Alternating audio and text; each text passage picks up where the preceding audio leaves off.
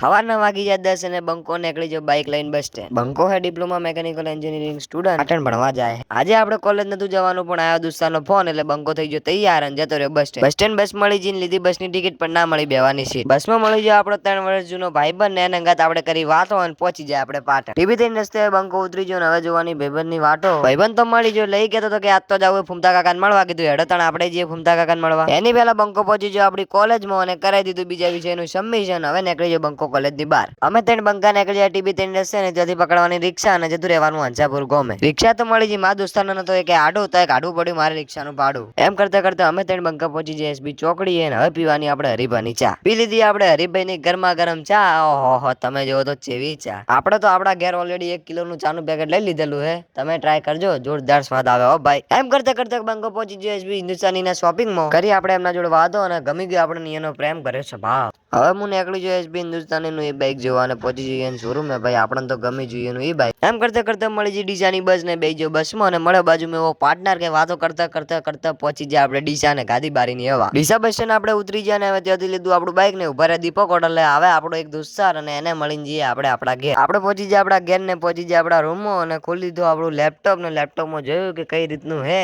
તો મિત્રો થોડો સપોર્ટ કરવાનું રાખે એટલે આપણે આગળ વધી શકો. તો આજનો વ્લોગ આટલા સુધી રાખીએ મળીએ આવતા વ્લોગમાં. ત્યારે જય માતાજી જય ગોગા મહારાજ.